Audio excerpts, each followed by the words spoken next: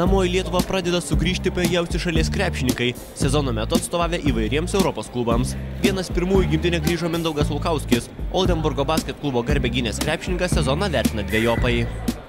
Asmeniškai, sakyčiau, visai neblogai iš tikrųjų. Komandiškai, papuolėm į playoffus, gan neblogai pasikovėm, šiek tiek pritrūko, iš tikrųjų galėjom ir toliau praeiti, bet yra kaip yra. Buvęs Lietuvos nacionalinės rinktinės žaidėjas nežino, ar šiemet strategas Kęstutis Kemzūra pakvies į treniruočių stovyklą. Krepšininkas tikina, kad šiuo metu apie tai per daug negalvoja, tačiau jeigu sulauktų kvietimo, būtų pasiruošęs.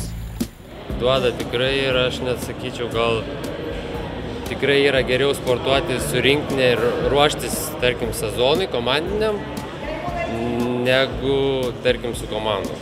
Čia mano asmeninė tokia nuomonė, aš nežinau kaip kitiem, bet man asmeniškai tikrai yra geriau sportuoti su rinktinė, nes vis tiek visi geriausiai suvažiuoja, specialūs planai, darbo metodika, tikrai man labiau patinka ir manau, kad geriau.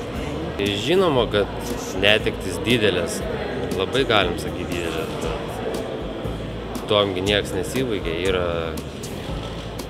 kiek, 3 milijonai beveik žmonių, ne? Tai visi ir moka žaisti tą krepšinį.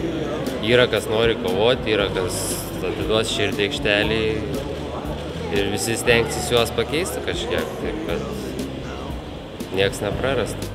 Krepšininkas taip pat nežino, kur rungtyniaus kitą sezoną. Lukauskio kontraktas su Vokietijos klubu baigėsi birželio mėnesį. Pats sportininkas tikina, jog svarstytų ir Lietuvos Grandų, Kauno Žalgirio ir Vilniaus Lietuvos Ryto pasiūlymus.